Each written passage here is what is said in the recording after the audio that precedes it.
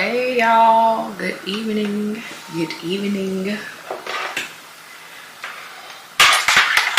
How y'all doing?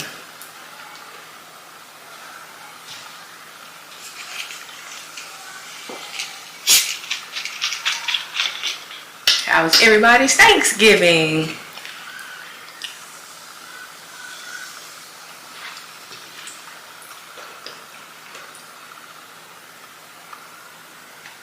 Good. Y'all ready to go back to school and finish this semester, be done, celebrate Christmas, get you a little break, clear your mind, get your nerves back in check, and then come back and do it again? I don't know, it's like I used to hate being out for school because like I felt like it was something that I was supposed to be doing. Like, you know, like I should not be like, okay, I need to look over fluid and electrolytes because this is coming up for the next semester. I need to be memorizing my lab values. I need to be doing something. And then like we will harass our instructors for the syllabus, and it's like, y'all need to calm down. So I mean, I know we did, but yeah, nursing school do that to you. Nerves be all shot. Yeah. Do y'all have tests coming up this week, like going back in from a break? If so, that's kind of messed up.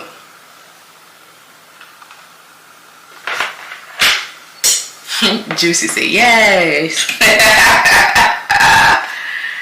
Man, no, just ATI. Okay. Do y'all have more than one chance at ATI?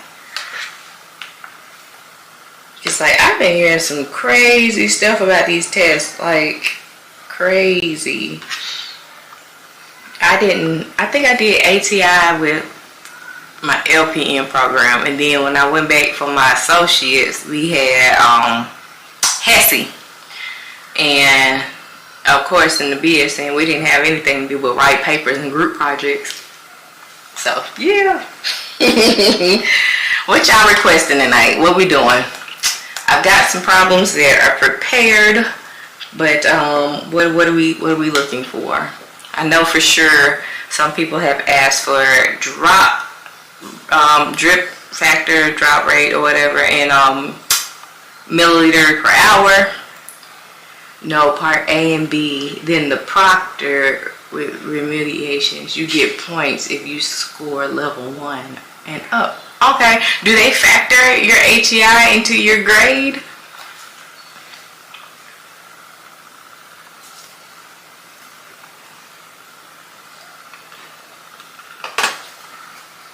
Yes, 10%. Well, isn't that something?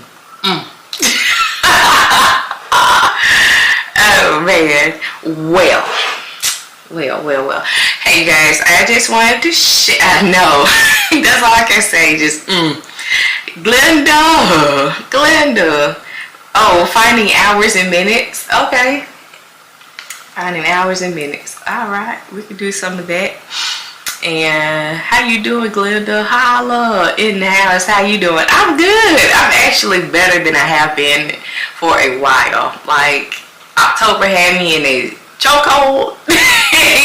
November shortly followed. But yes, we're doing good tonight. Thank you. I pray that everybody is doing well as well. So I gotta share a few things with you before I start. And boom, here it is. Hey.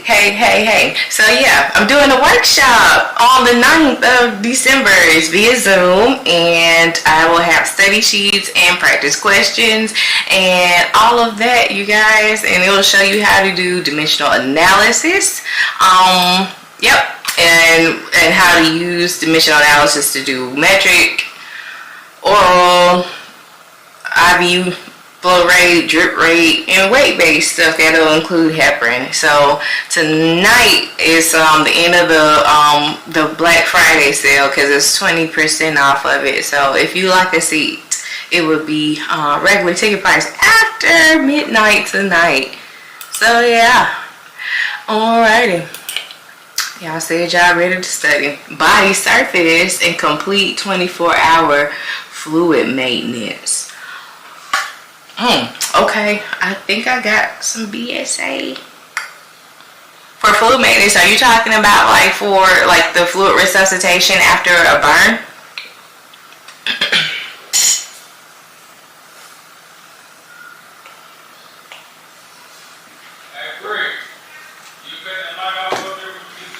No, just peds.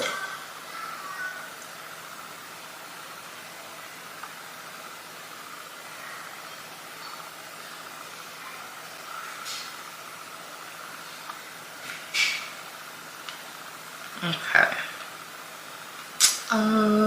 Okay, D. I don't know.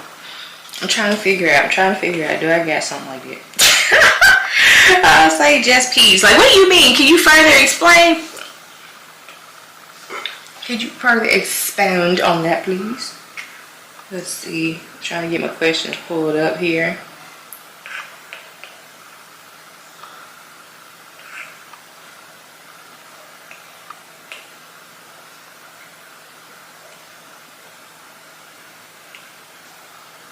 Hey everybody, chubby butt. Okay, yeah, we having some names on this here app. I swear. Let's see. 1, 2, 3, 4, 5, 6. And somebody said time in minutes, so I gotta get that pulled up.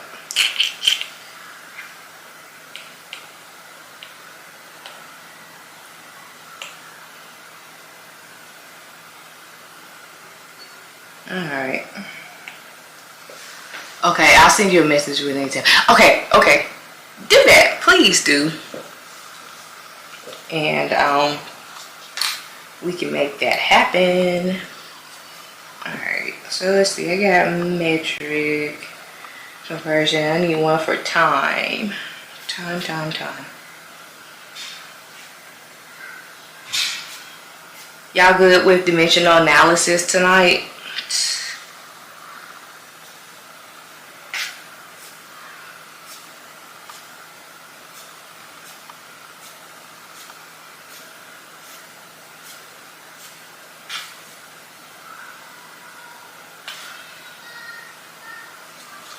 My favorite. Okay.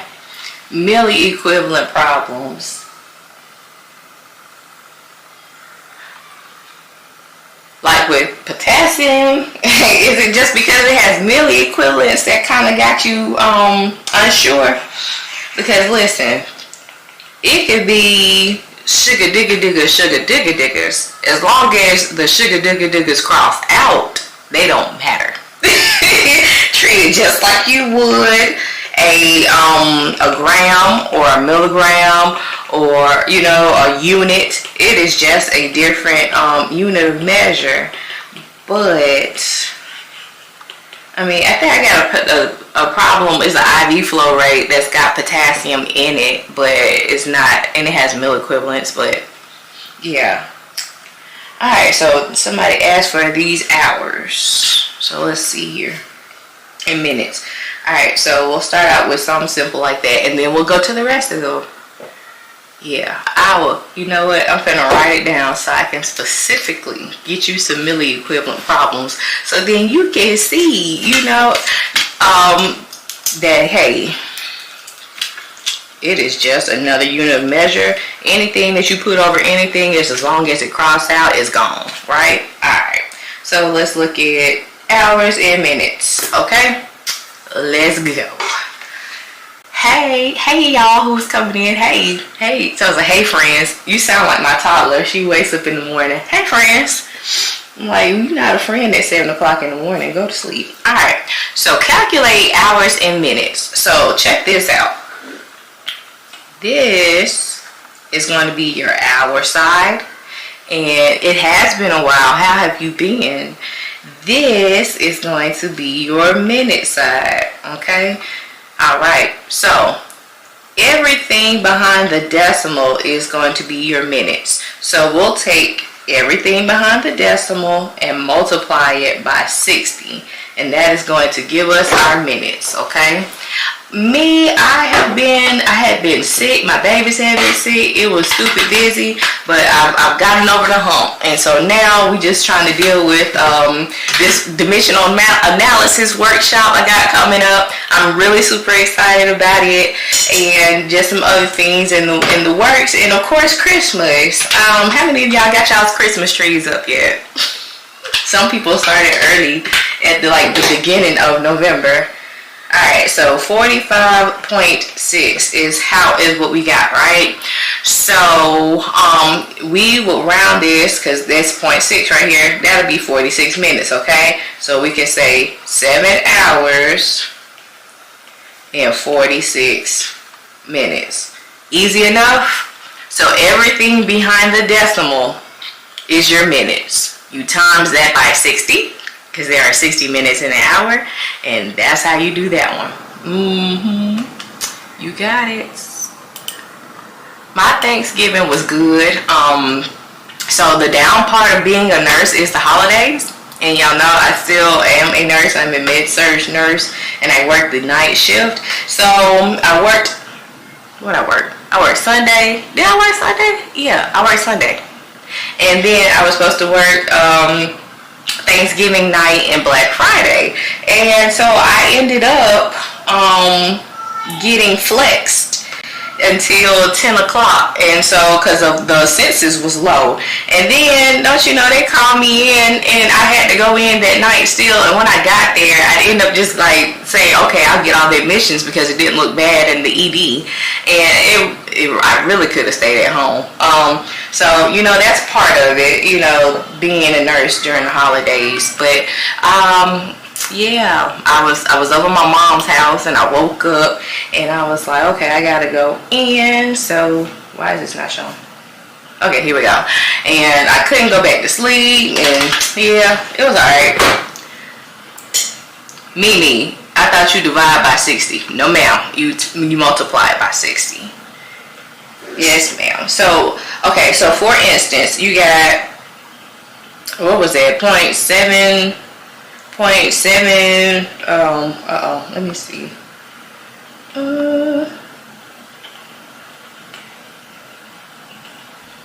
This is from the other one. So what was it, 0.76, and then over x.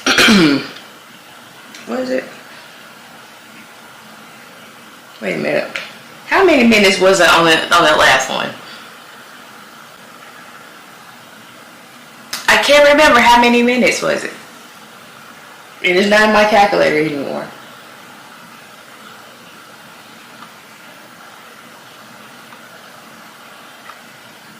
Okay, it's gone. Anyways, is it 46.7? Okay, thank you. Alright, so 0.76 over 100, right? I'm trying to see how I can best like break it down to you, like to show you, because like it would be, there are 60 minutes in an hour. So let's see. So 76 over 100, that's like 0.76, right? And then we have x, and you got 60 minutes in an hour. Let's do 76 times 60 divided by 100. That'd be 45.6. So like, okay, so this side is like the decimal side, right? Because anything over 100 is your percent. So that 0.76 will be 76 over 100. And then on this side is your time. So in a whole hour, there are 60 minutes in an hour. And so we want to know how many minutes is, you know, the 0.46. No, the 0.76. Okay, so if you do the math like this and you set it up, you can see that no, you multiply it times 60. So if you do 76 times 60, that's going to be 4,000, that number, and then divided by 100, because you have to isolate both sides to get x. That would be that 45.6. So that would be 46 minutes. Does that kind of make sense? So it's not dividing, it's multiplying. You multiply behind the decimal, and that's the science, the math behind it. let me know if I need to further expound. Hey y'all who's come in and I haven't said hey to. Hope everything was cool for your Thanksgiving. Hope you didn't have to work like I did. Let's get back to this studying, and so y'all can pass y'all ATIs and HESIs and dosage calcs and all that stuff and go on to the next semester. Yay! Alright, so use the following information. Calculate your patient's intake and output for your 12-hour shift from 7 p.m. to 7 a.m. Alright, so I love this tube feeding's name. It's like Vital AF, and I always say, man, she's vital as... Okay, anywho. So Vital AF at 100 milliliters per hour. Alright, so from 2000 to 0600, that's 10 hours in that shift, right? So everything we have on here, we have to convert to milliliters, then add it together for your input and add it together for your output. So everything going in that is liquid at room temperature will be counted as input, and everything that has come out the body that is liquid will be counted as output. Okay, so this part right here, when you have a, okay, let me get my pen on here. When you have a IV or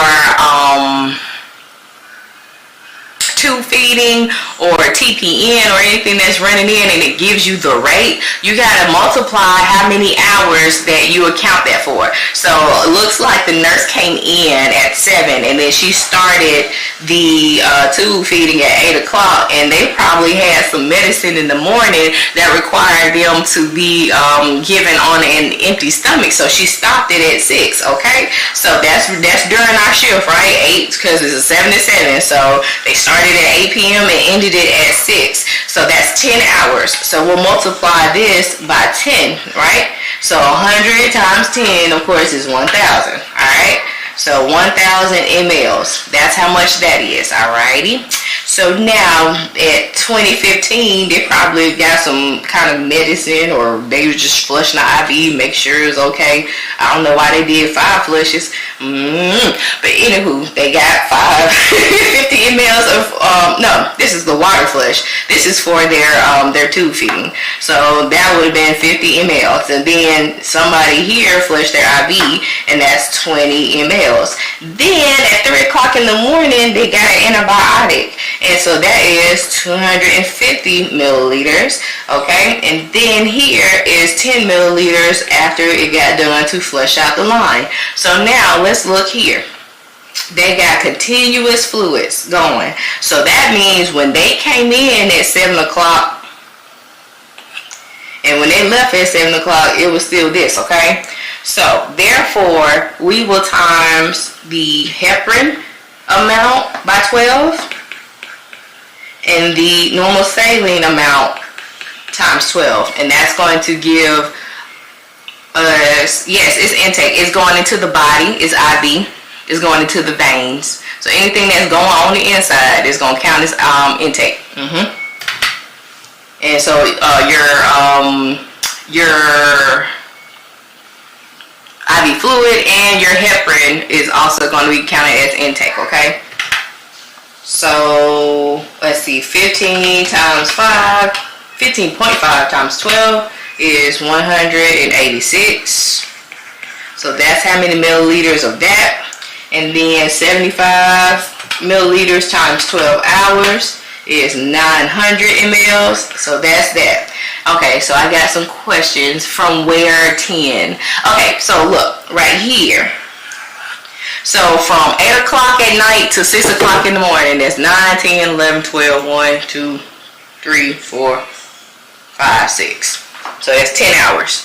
That's not the whole 12 hours because they started it at 8 and they ended it at 6. So it's not a 12 hour that they received it. So you have to multiply it times the hours that they were actually getting the infusion of tube feeding. Okay?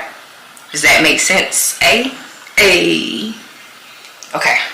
So now that we have all of our values, don't forget those, we can add them together and that'll be our input. Okay?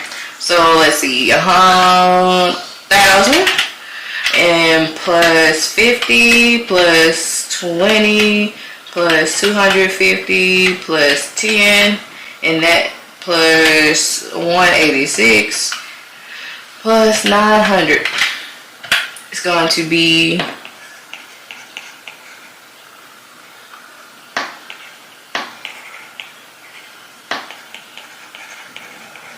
that for our input.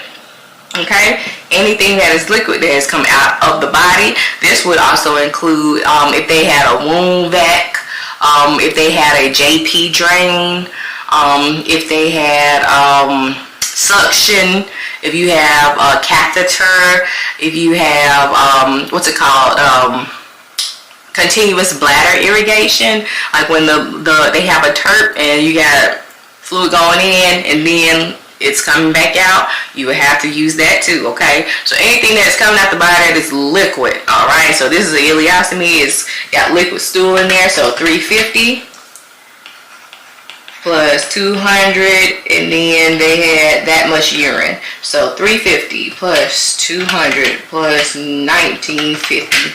It's going to be that much output. Okay, we good? Hey everybody who's claiming in that I have not talked to. Yeah.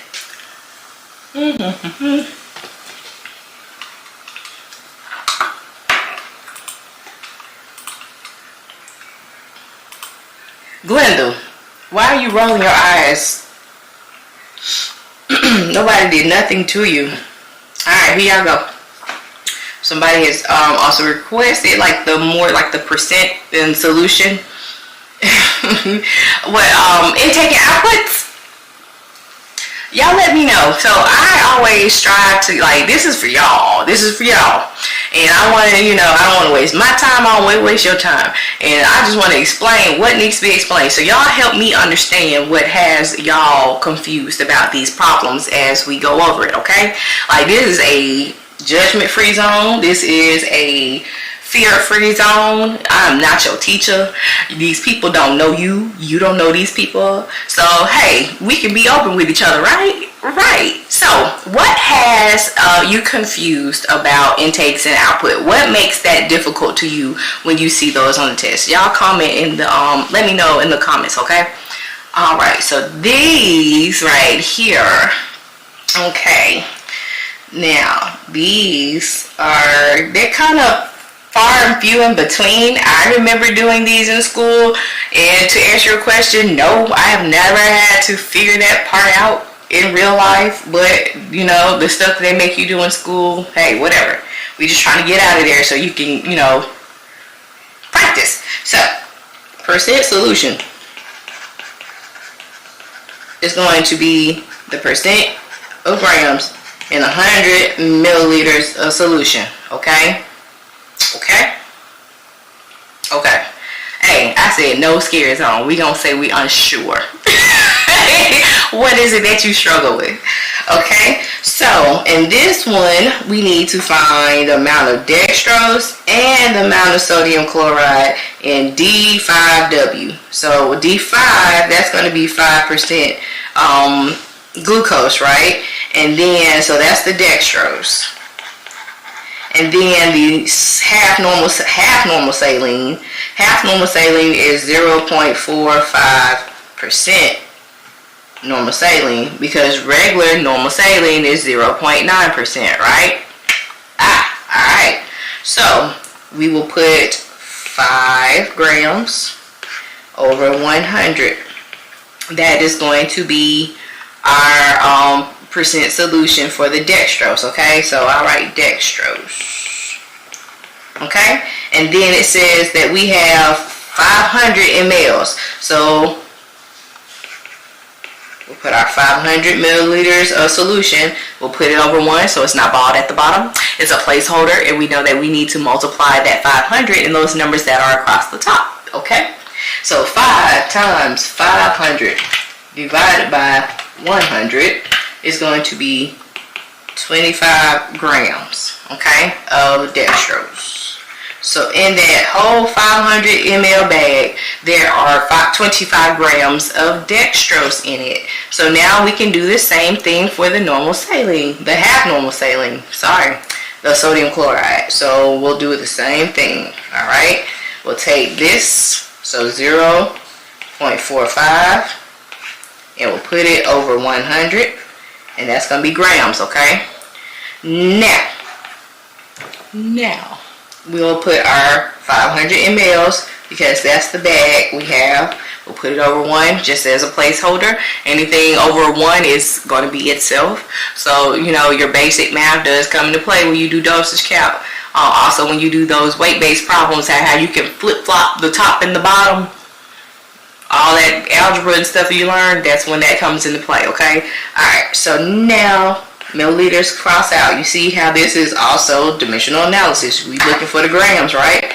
We started with the grams on the top. We look for the grams. The milliliters have crossed out, so we'll do 0.45 times 500 divided by 100. And so that is 2.25 grams of sodium chloride. Okay? Anybody have any questions about this one?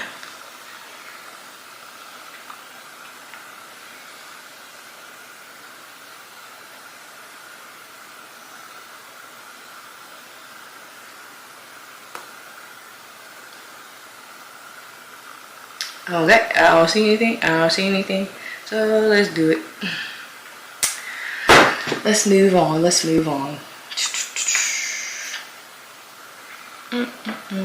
Okay, so here's another one. Gotta do more of those two. Just when I say that, I don't even know they don't have that on there, Miss Glenda. I just be doing stuff. That's all. Cause you know this is my thing. I like this. Alright, so find the amount of dextrose and 500 mLs of D10W. So we know that D10 is what? 10% dextrose in water.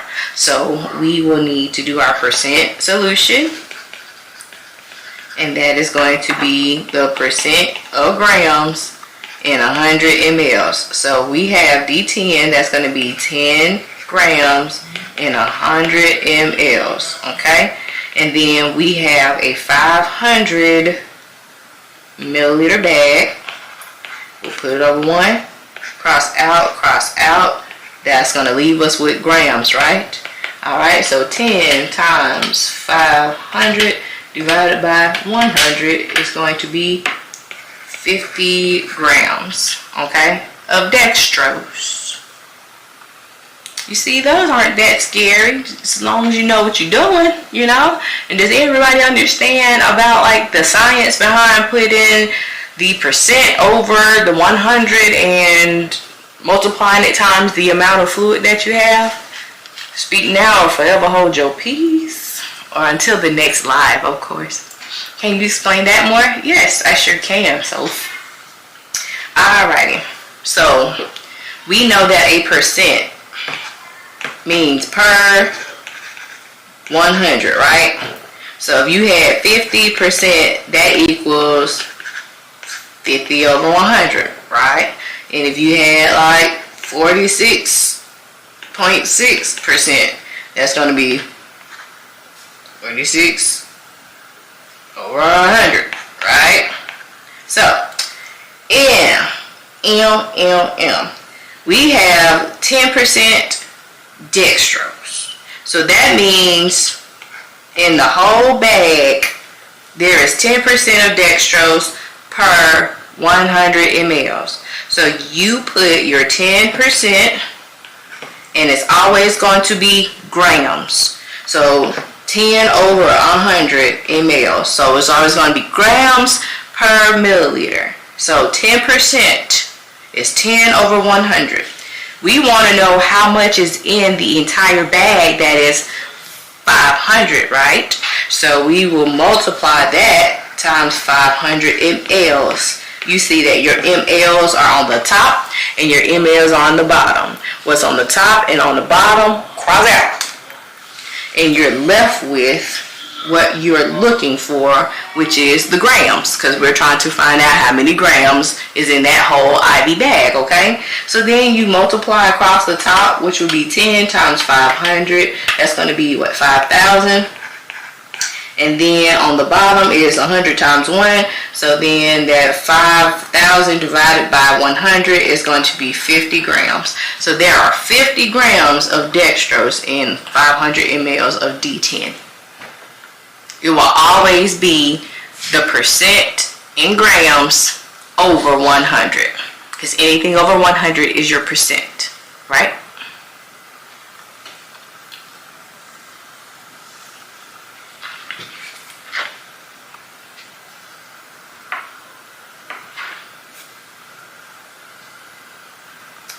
Alright, so let's use that same concept to do this one. Aha! So the provider has ordered drug X 250 mg's IM. Once available from pharmacy is drug A. Oh, drug X, not A. That's a med error, my guy. Send that back. So let's say drug X is drug X. Just kidding. So 25%. How many mLs to administer to the patient? Okay, so people will look at this and like, nope, you can't do this problem. Yes, you can. All right, using the same concept that we just used, we'll do it. All right, so percent solution is going to be 25 grams in 100 ml of drug X, right? That's your percent solution. So we need milligrams. We have grams right here, right? So 25 grams per 100 ml is going to be the same as 25,000 milligrams in the same 100 mLs. Because if you convert your grams to milligrams, you multiply by 1,000, and then that's what you get. So 25,000 divided by 100 is then going to give you 250 milligrams per milliliter. So don't that look like something we can use to find a dosage cap with a dosage problem? Yeah, that's your concentration. So now, if we are ordered 250 milligrams and we have 250 milligrams per ml, how many mLs are we going to give? So if I'm looking for milliliters, I'll start with milliliters. So 250 mg's on the bottom, and we need mg's on the top. So I'll use my ordered amount over 1. Milligrams cross out. 250 divided by 250 is 1 big old ml into a muscle. Okay? Y'all got quiet.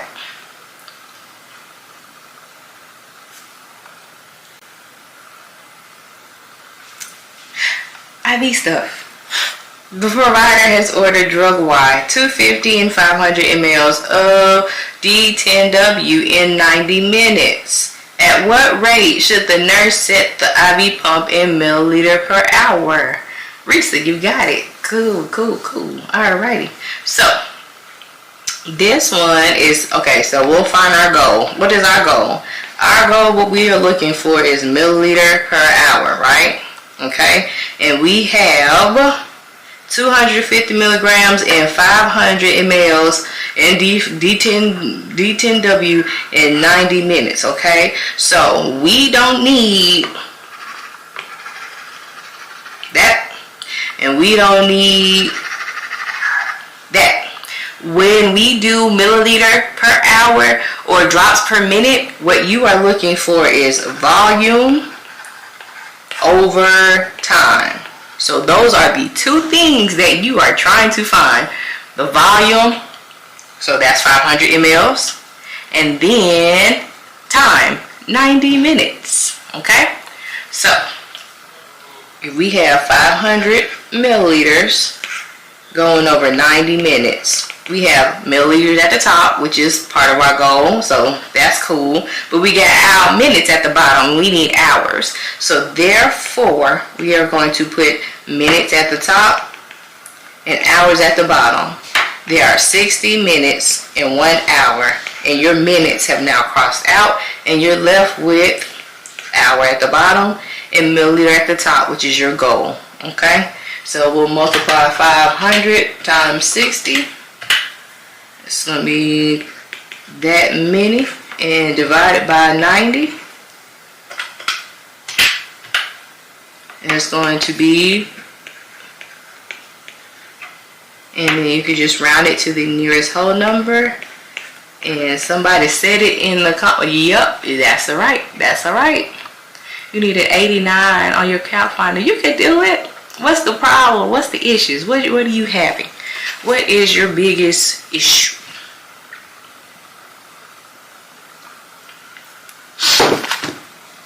Alrighty. Y'all cool with this one?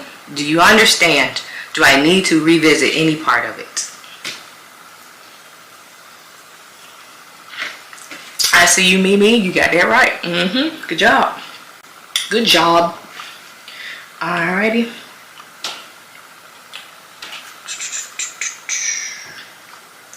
Okay, here we go. Here we go. The provider has ordered 1,000 mLs of normal saline to run over 8 hours. The tubing has a drop factor of 15 drops per ml. Determine how many drops per minute the nurse will set as the flow rate. So y'all know we can give an IV pump 2 ways, right? I mean, an IV pump. An IV drip 2 ways.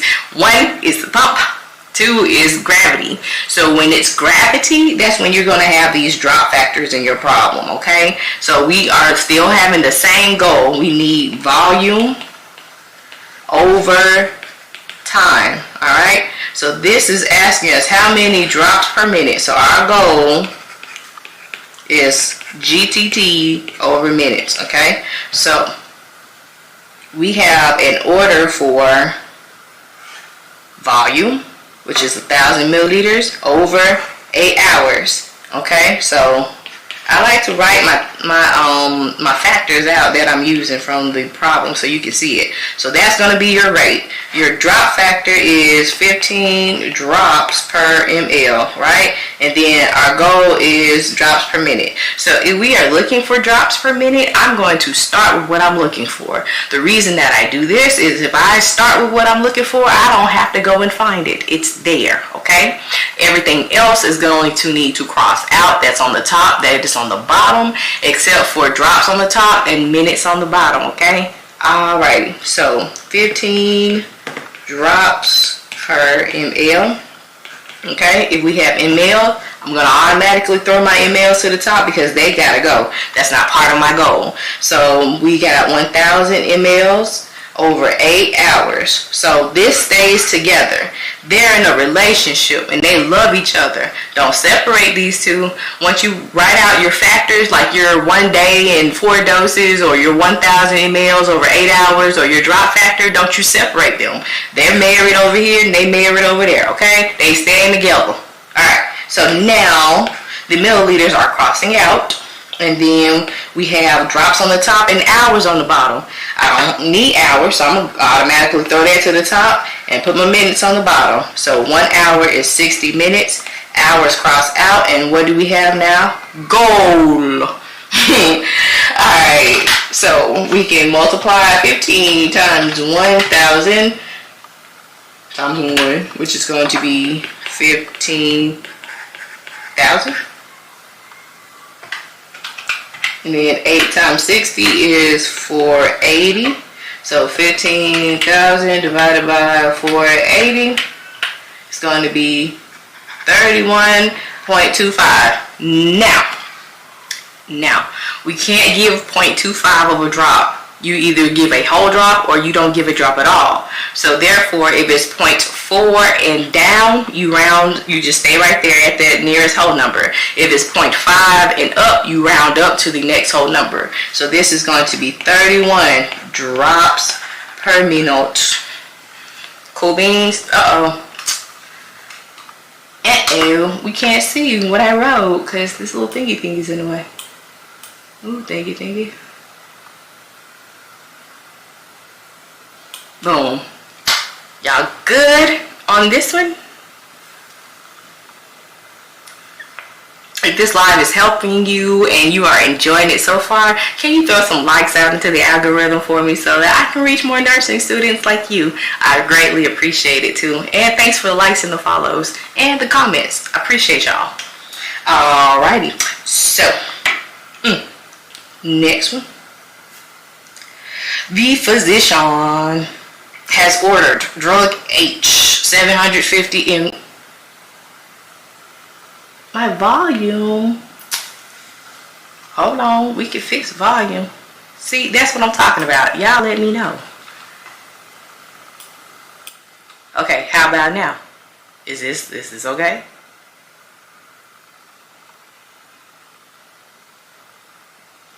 Slain angel. Much better. See, that's all you had to say. Alrighty. That is all. That is all. Alright. You have not because you asked not. What days do you math reviews? I'm new here. Hey, and welcome to Study Buddy Sunday, and we have Work It Out Wednesday. So, Sunday and Wednesday. Sunday nights come on at 7:30 p.m. Central Time, and Wednesday, 8 o'clock p.m. Central Time. Thank y'all for holding it down in the comments, Miss Glenda. So yeah, welcome, welcome. You're welcome. Alrighty, y'all. So how come nobody else told me that I was loud? Like, okay, no, you know what? I'm done. Okay, the physician has ordered drug H 750 milligrams IV Q12. The pharmacy has supplied drug H 1 gram powder for injection. The directions state reconstitute with 2.5 mLs of normal saline for an approximate volume of 3.4 mLs with a concentration of 300 milligrams per ml.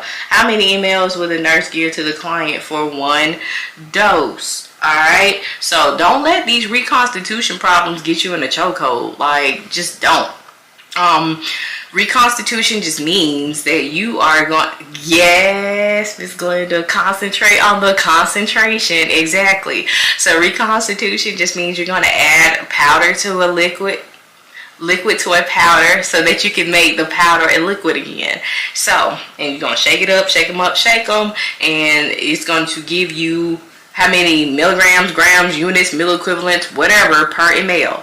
Alright, so you want to concentrate on this final concentration. Concentrate on the concentration. This right here is going to be Fluffy McDuff. This is Fluffy McDuff.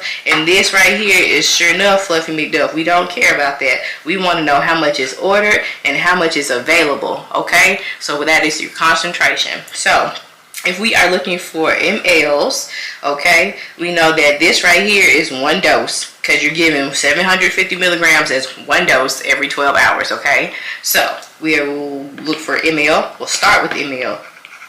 ml over 300 milligrams, okay? We got milligrams at the bottom. We know that milligrams need to go at the top to cross out. So then cross out. We are left with milliliter. So what's it, 750 divided by 300, it's going to be 2.5 mLs. Somebody said it, yes. Diana Vera 29 and LJB. Yep, you got it right. And y'all make sure when you are doing these problems that you label your units. A lot of people get messed up with dimensional analysis and dosage calculations because you smart and you know it and you want to just run through the numbers. But in order for dimensional analysis to work and to work for you, you have to label your units so that you know what is crossing out and what you are using, okay? Because you have a goal, you have your elements from the problem that you have, deemed what you are going to be using. And so if you just write numbers out, you can get lost in the sauce, and then that's how you get confused and frustrated and scared. But we're not going to be scared, okay? We're going to know what we're doing because, yay, you're here with us tonight. Yay! I'm the best. Thank you. You're welcome. I'm glad that you're understanding this even more. Story of my life. Well, Miss Glenda, you better write them units out. I'm telling you. I'm telling you what to do. I'm telling you. Alright, so the order is for 1,000 mLs of defined normal saline with 20 milliequivalents. Who was asking me about some milliequivalents? Here you go. But they don't even matter right now because they just want to know what is the IV flow rate in milliliters per hour. Remember, an IV is going to ask about volume over time. In this case, it is in a pump. So, I remember Miss Risa. There you go. So, we need milliliters over hour as our goal, okay? So we got that don't even matter. We need volume and we need time, okay? So 1,000 mLs over 10 hours. Okay? So that's your volume over time, isn't it? So we are finished. All you have to do is divide the top by the bottom, and that is going to give you how many milliliters per hour. So 1,000 divided by 10 is going to be 100 milliliters per hour. Thank you for the shares. Yeah, appreciate it. Okay, so you see how you do that? You see that? See that? That's that. All right, that's that. Alrighty, y'all.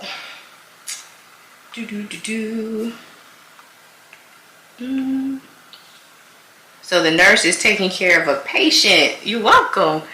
You're welcome. I'm gonna come up with some more that's like potassium problem that you have to use your milli equivalents to kind of set it up in the actual problem so that you can see that a milli equivalent is just another unit of measure, just like a gram or a unit or an osmol or whatever. But don't let it get you confused, because if it's on the top, it's got to be on the bottom and it's going to cross out. Alright.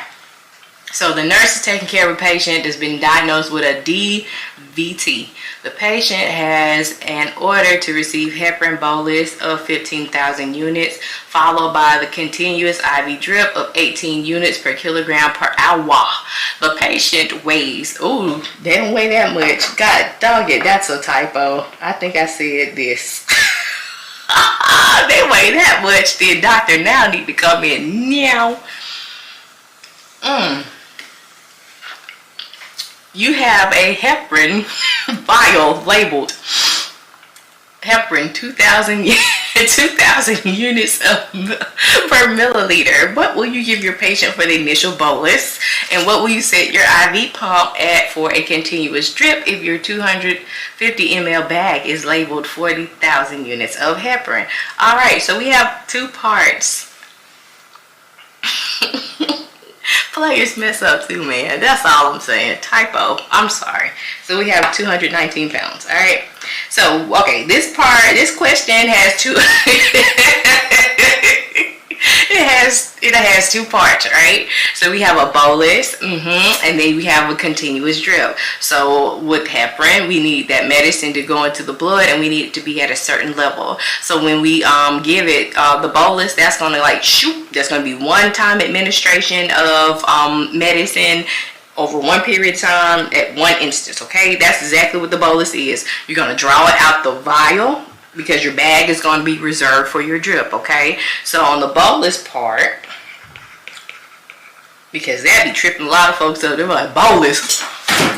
And then I'm like, no, like, just do it like your regular problems. You're looking for milliliters, you got units, cross your units out, get your milliliters, okay? So we are ordered 1,500 units, and we have heparin 2,000 units per ml. So I'm looking for milliliters. So I'll put my milliliters on the top, and my units will go on the bottom.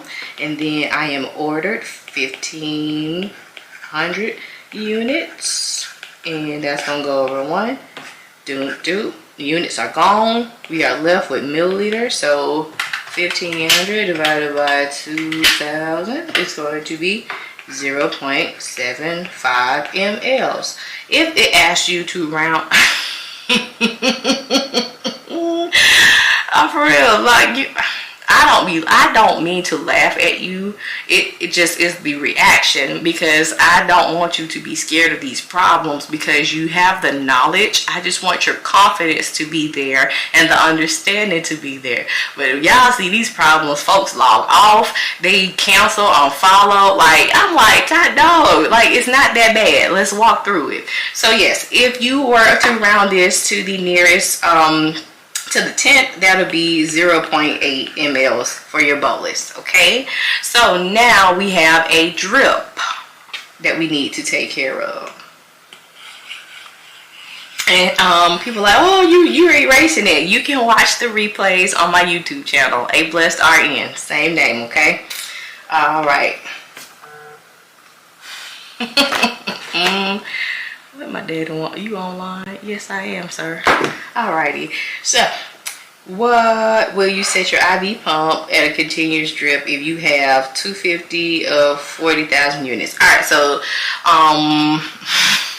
I release you. You remember that movie? It was like, I release you. No, we're not gonna be in chokeholds, okay? So PPP question mark. Not the loan that I did not get during COVID, but the patient's weight, prescription, which is your order, and product, which is the medicine. Why am I there to call? Yes, I am online. Alright, I'm sorry, y'all. My dad was trying to call me. Ew. So, okay. PPP, patient's weight, the prescription, and the product, and then the question mark is your goal. So our goal is going to be milliliter over hour, right? Our patient's weight is 219 pounds, not 2,195, and the order is this right here. That's your 18 units per kilogram per hour, and then what we have is 40,000 units in a 250 ml bag of heparin. All right, so that's your P, and your P, and we have our goal, which is right here. So we want milliliters on the top and hours on the bottom. Okay, and so now people are like, what do you start with? How do you know what it is to start with? Like I said, if I'm looking for emails, I'm going to start with them, because if you start with them, you got to go find it. It's there. All right. So we'll take this. And then all these folks is married. They in a three-way, and this person is single. Okay. So keep them together. So 250 mLs over 40,000 units. Okay. So that's used. Don't try to use it again. It's done. All right. So now we got units on the bottom. I'm automatically know that I need units on the top. So 18 units per kilogram per hour. So units are gone. Okay. Cross out your units as you go.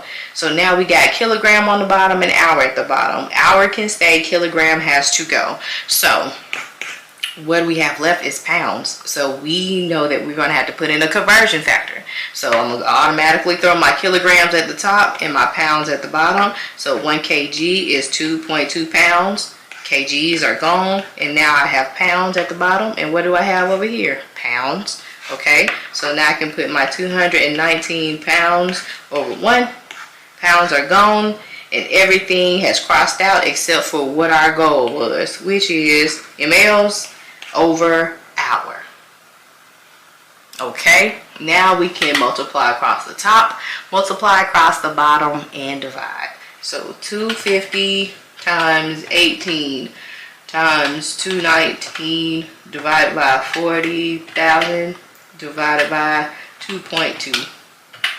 And I got 11.19, which we can round to the nearest whole number, which would be 11 mLs per hour.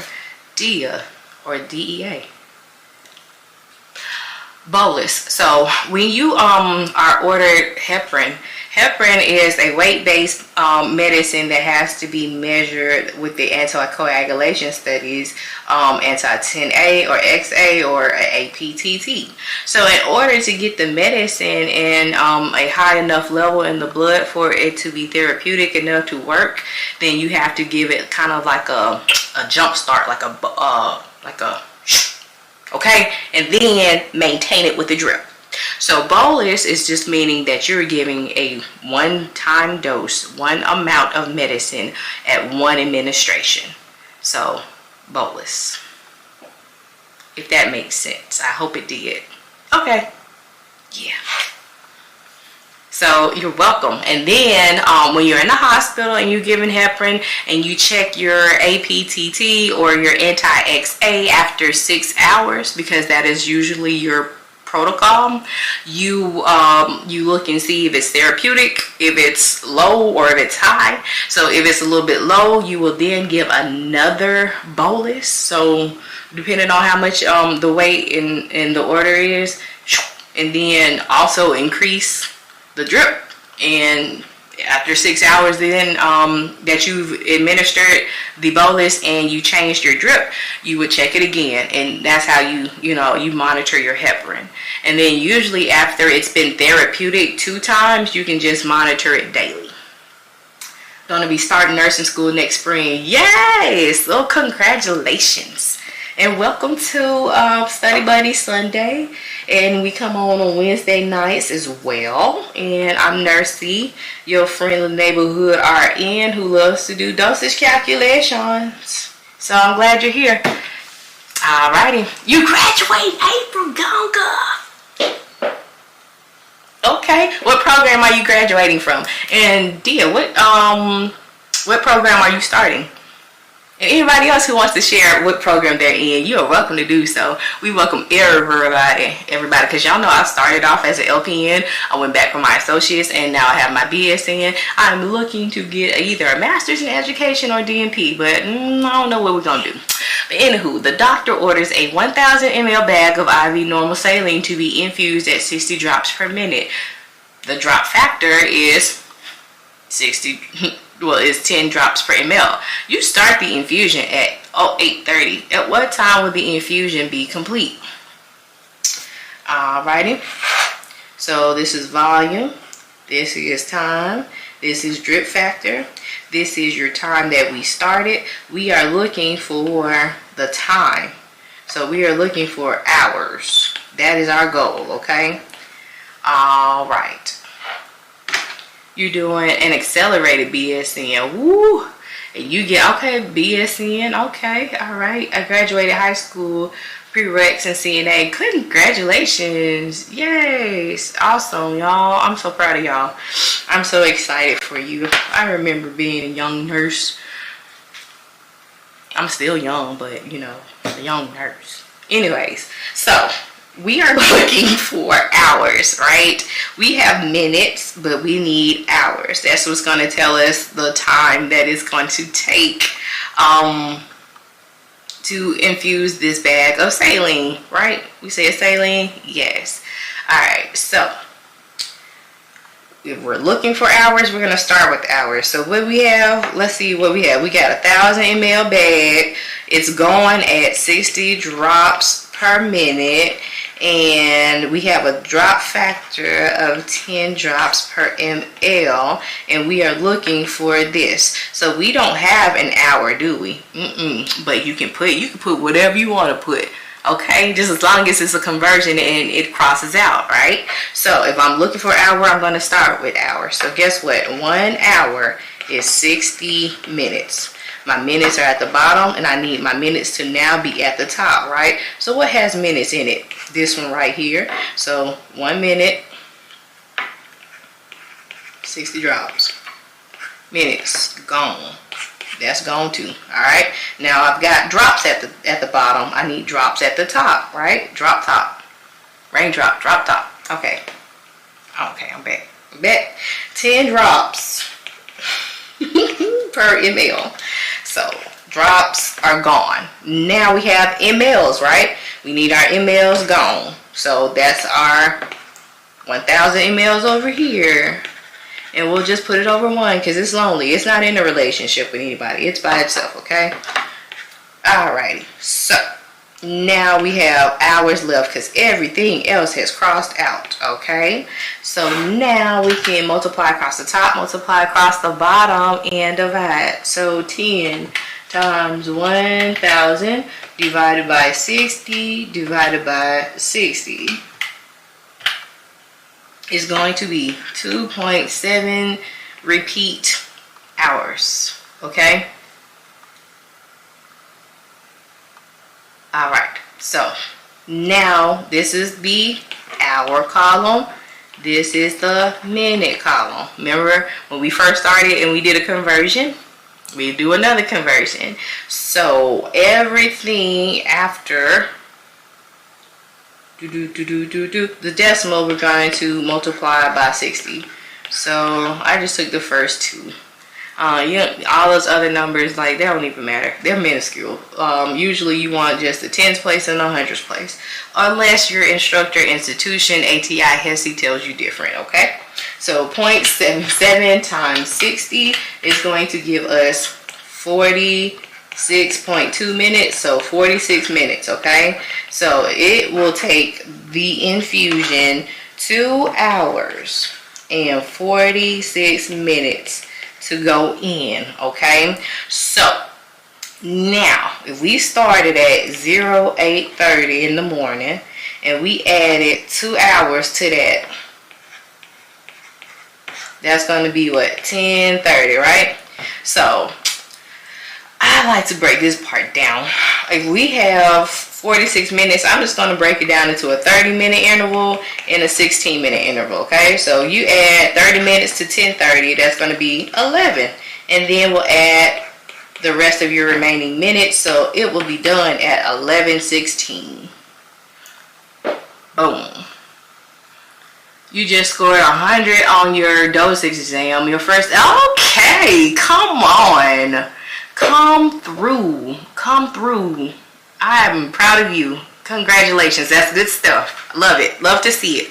Absolutely love to see it. You're welcome. You're very welcome. Slay. Yes. Okay, does everybody understand how I did this problem? Do I need to revisit any step that I went in? Does it help that you write out to the side what the elements are, so that you can see it, and then, like, okay, I need this over this, so I'll use this and this?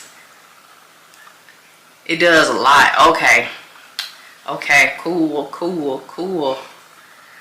beans. I love to see it.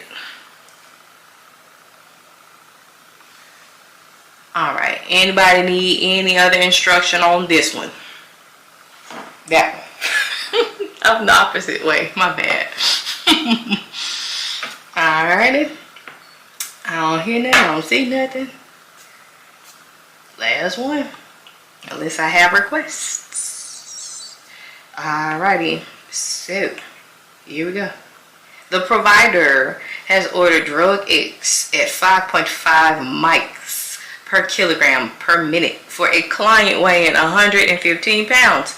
Drug X is labeled 500 milligrams in 1,000 mLs of normal saline. How many mLs per hour will the nurse set the infusion pump? Here are the weight-based problems. Y'all know those are my favorite. I love them. Okay, so PPP, question mark. What are we looking for? This. What's our patient's weight? That. What is our prescription? That. And what is our product? This. Okay, so we'll write it out. Our goal is to get milliliters over hour. Our patient's weight is 115 pounds.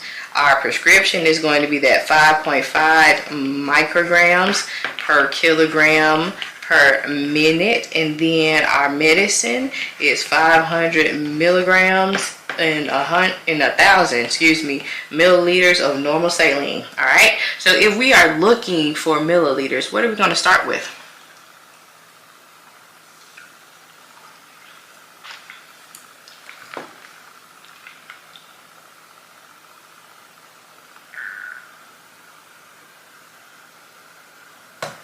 If we looking for milliliters, what are we going to start with?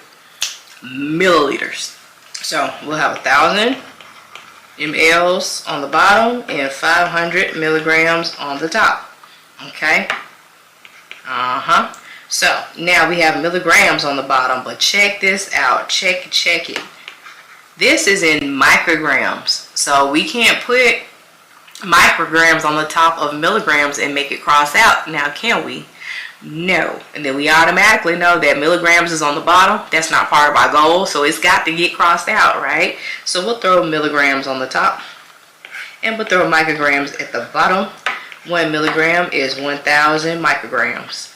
Milligrams are now gone. We have micrograms on the bottom, and we can now use that. Okay, so 5.5 micrograms over kg per minute. Okay, micrograms are crossed out. Now we have kilograms and minutes at the bottom. We need hours at the bottom, so we're still not at our goal, are we? So kilograms, so that's gone. And now we only have pounds, so we can't put pounds on top of kilograms and cross them out. You gotta have kilograms. So 1 kg is 2.2 pounds. And I ran out of space. I always do it. You think I would learn. Okay, I'm gonna write it again.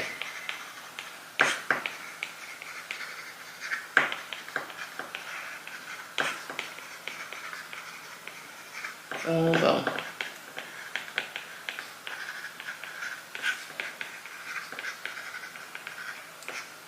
Okay. So kilograms gone. Okay, pounds. 115 over 1. All right, and then what we have left is minutes at the bottom. We need hours at the bottom, so we'll put our minutes at the top. 60 minutes over 1 hour, and minutes are now gone. And what do we have? Milliliters per hour.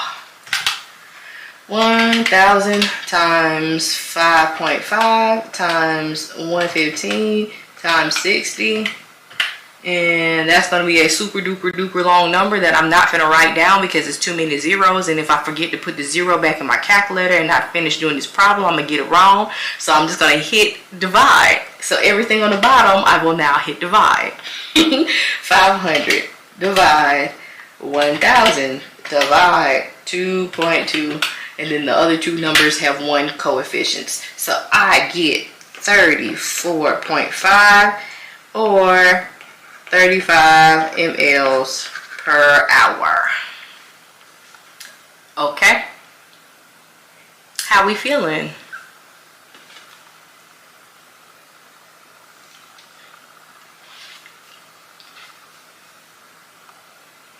Everybody okay with this one?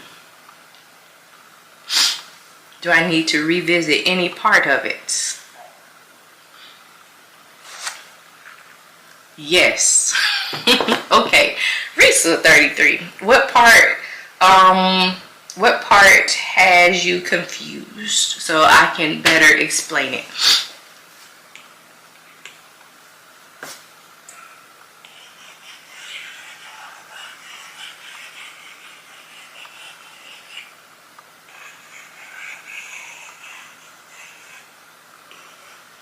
Oh, you were saying you got it. Oh, my bad.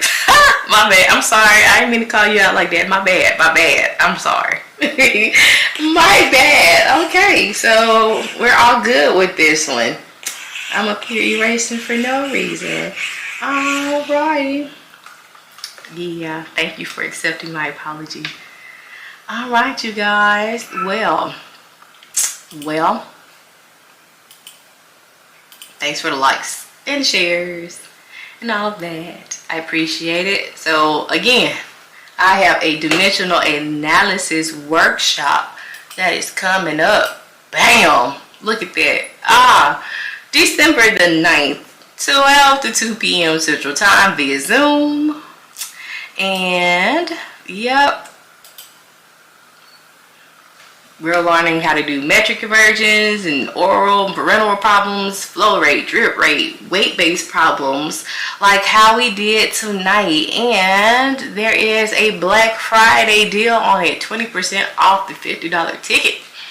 So that's 2 hours of instruction with me via Zoom, with study sheets, step by step, with practice problems to work along with me and afterwards. So if you would like to participate in that and you think you could greatly benefit from knowing some more about dimensional analysis, I invite you to join in. And also I have a buy one get one study session with me going on. It ends tonight at midnight as well.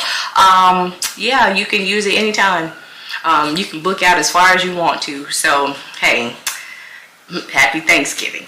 And this is the part of the night where I open up the floor and you can ask me anything about dimensional analysis, nursing, med surg, yeah.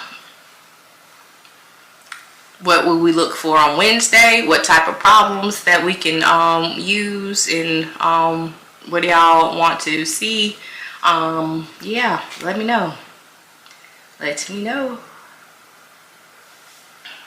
I appreciate y'all's likes and follows and referrals and criticisms. I thank you for the feedback about my volume. Anything that you know, can improve the quality of my lives and my sessions, and you know, that I can do better to break down these problems, because I want to see y'all win. Y'all need to come on, because I'm tired. I still got some life in me, but y'all need to come on. I'm tired of working short. We need nurses. I want to know about med-surg. Okay, I love med-surg. Med-surg is my baby, along with dosage calculation. I love med-surg and I love dosage calc.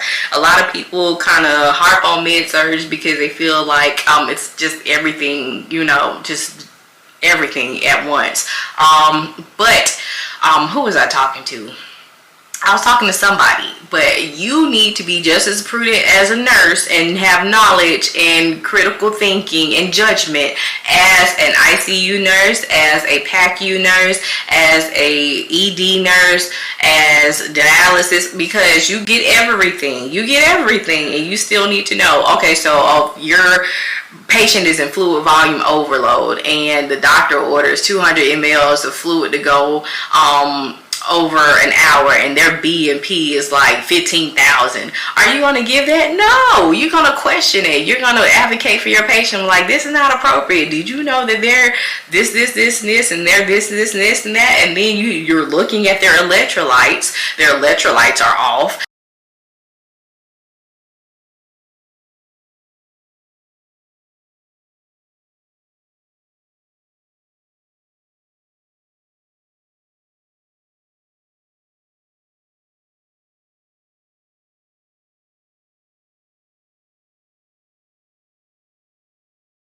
A myth. Well, it's ordered, so I'm gonna do it. No, you have to have knowledge.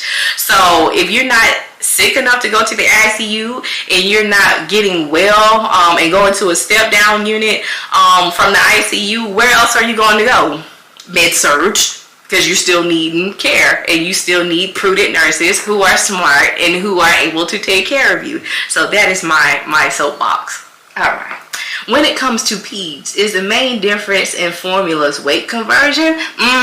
Because, you know, peds, they're different, they're smaller, their metabolisms are different, they're more sensitive to the medicines. So you're gonna have to like go down to maybe the hundreds when you do your dosage conversions. You know how you normally like round to like the tenths? Usually you see them round to the hundreds because it's that sensitive in the peds patients.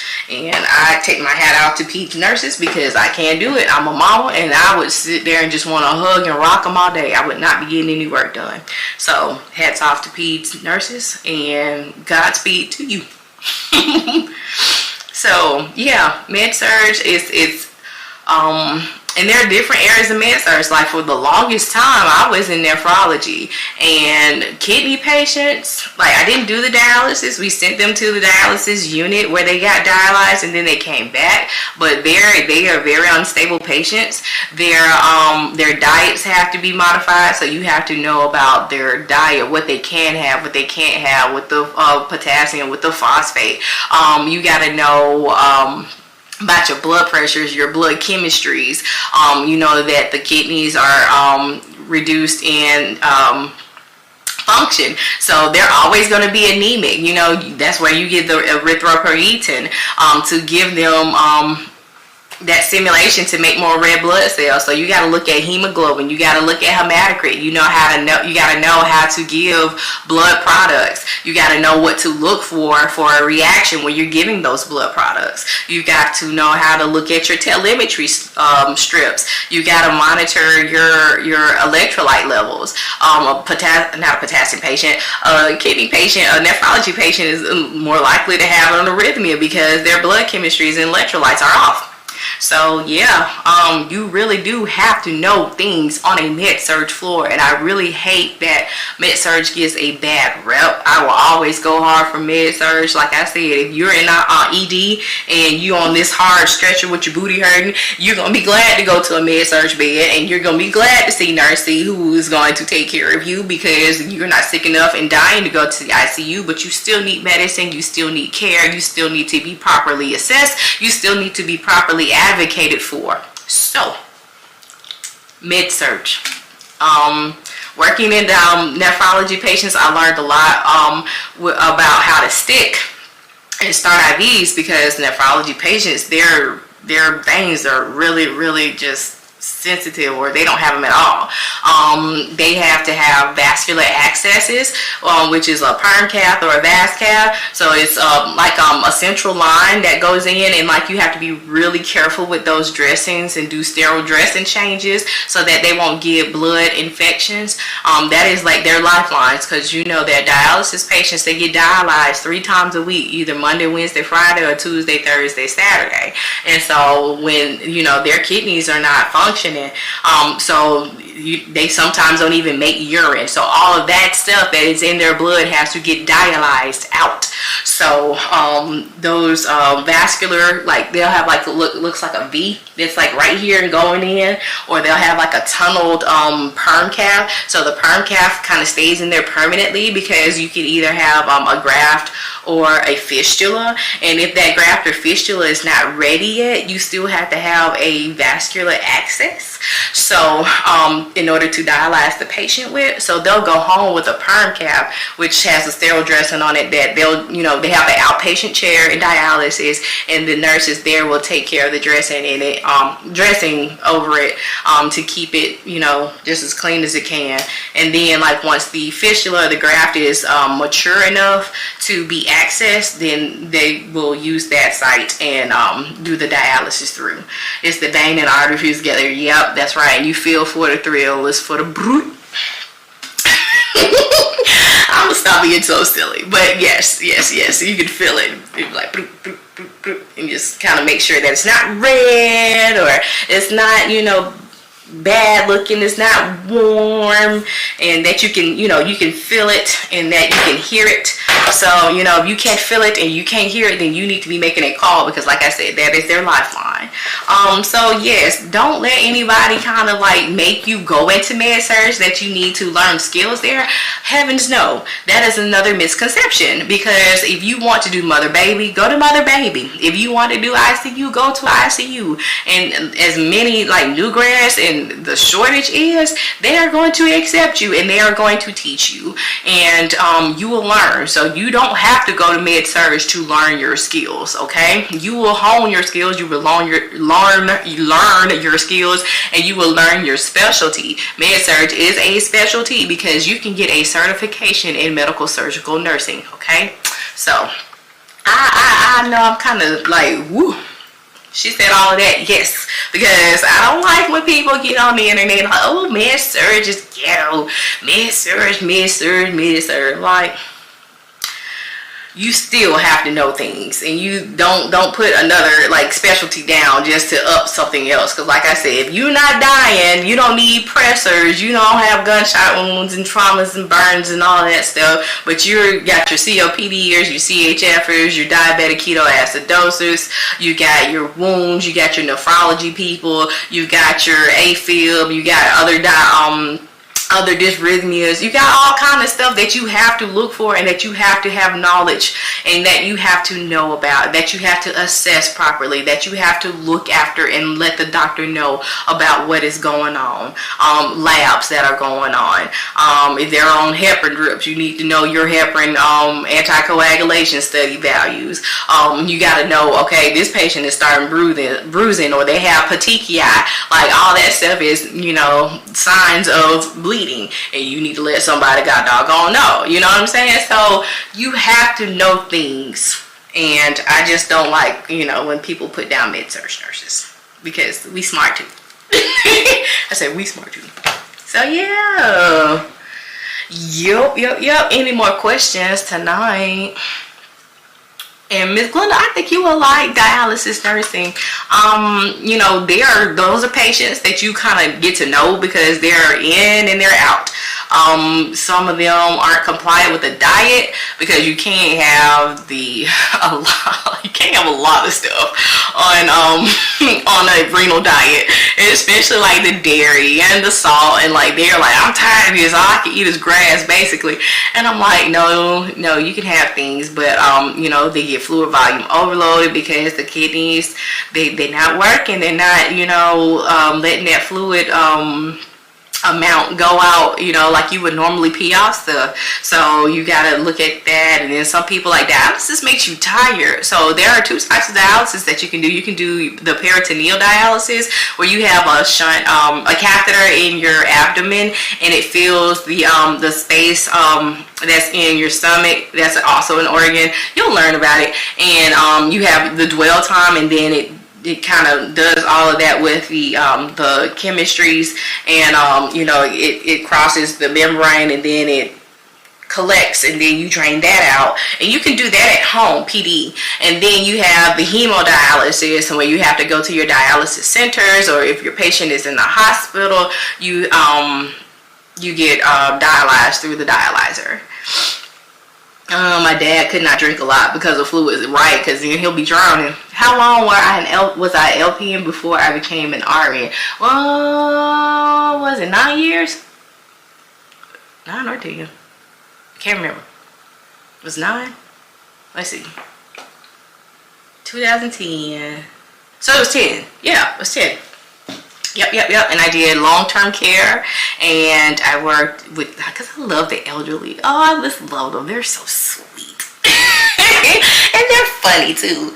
But long-term care and rehab, did home health. And like with my home health, I was, I went to school and I did Excelsior.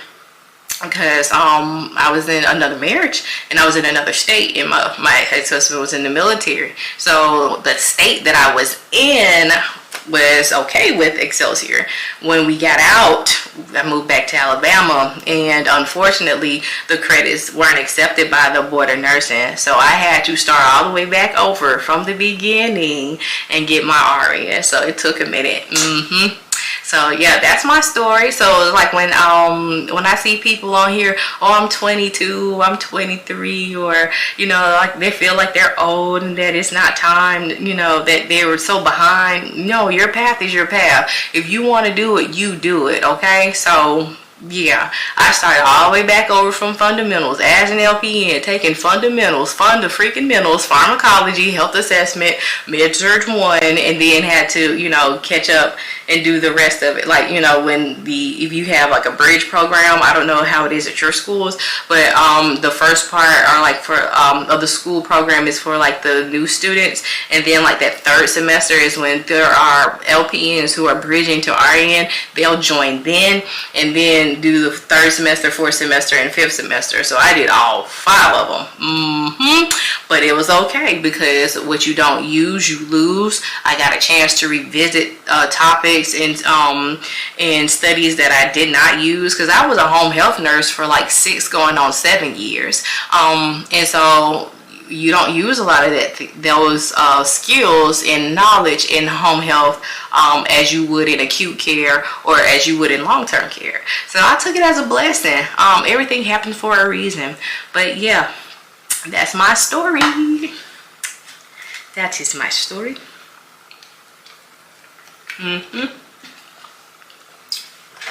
And as an LPN, I was an LPN charge nurse in long-term care. You learn your leadership, you learn how to do your dressing changes, you learn your time management, because long-term care, you got maybe 15, 20, 25 patients that you have to give medicines to, that you got tube feeders, you got your diabetics, you got people who have wounds, you got people that have to be turned, you've got your Medicare patients that you have to chart on every so often, as regulated by the state and by the federal government.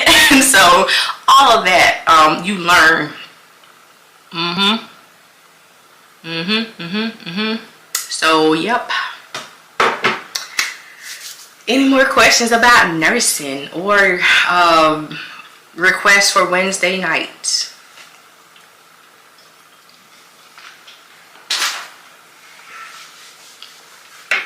School, studying, whatever. I am here to be an open book and share my knowledge and my experiences.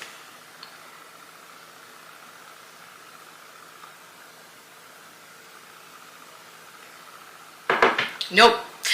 Well, y'all be blessed. Y'all have a good week. If you run across any type of problems, yes, I wrote it down, Risa. I wrote it down. I will look up. So, okay, your mill equivalents. That's what a MEC is, right? A milli equivalent. Those are just what the electrolytes are used. It's like specifically potassium is. That's the unit of measure for that. So you know your heparin and your insulin are in units. Your pitocin is in units or milliunits. Excuse me. So other things are in grams and milligrams. Your potassium is in milli equivalents. So I will find some potassium questions and I will have those in the queues for you so you can see that it's no different. Yes, than just a different, than a gram, milligram, or whatever, and it's gonna cross out. So I got you. Yes, you're welcome. All right. So if there are no other questions or any more suggestions for Wednesday, prayers out. Lord, thank you for today. I thank you just for being good and for being merciful and just for having favor on us as nursing personnel and students and healthcare workers. Lord, I just pray that all the nursing students on this live benefited from it, that you will make the information plain to them, that you will take away fear, anxiety, doubt, and just rebuke any spirit that's coming against them that makes them feel like they lack and that they're not good enough and that they cannot do this. Lord, we just want you to encourage them, to lift them up, to keep them strong and strengthened. Lord, we ask that you cover them as they go to and from school, to and from clinical. Lord God, just pray that their experience be blessed, their families be blessed, their spouses be blessed, their significant others be blessed. Lord, I just pray that they can reach the end, Lord God, so that they can graduate, take the NCLEX, be prudent nurses who have the knowledge and sustenance to take care of your patients, and that the patients will then see your glory through them. And we just thank you for all of your goodness and your mercy. We ask for forgiveness. We're thankful that we can ask that in Jesus' name because of his blood and that you gave so freely for us, and we could never say thank you enough. I thank you for letting me have this platform, God, that you've given me the knowledge and the skill to break this down and to reach the nursing students and to be a blessing towards them, Lord. And I just thank you for all the blessings that you bestowed upon my life, and we just thank you for what you've done, what you're doing, and what you will do, and it is in Jesus' name, amen. All right, y'all, see you Wednesday. Good night.